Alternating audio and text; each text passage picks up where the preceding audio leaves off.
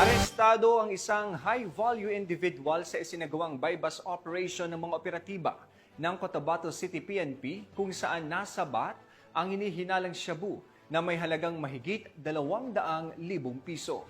Patrolwoman Maria Senora Agbuya sa report.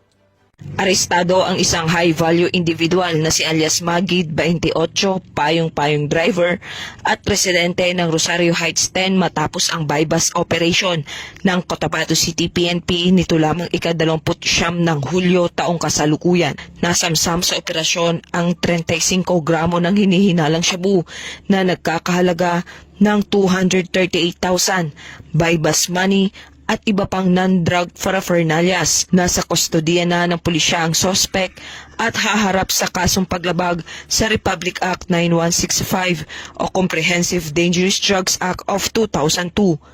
Patuloy naman ang Cotabato City PNP sa mas lalong pagpapaigting ng kampanya kontra iligal na droga upang masiguro ang kaligtasan ng bawat mamamayan.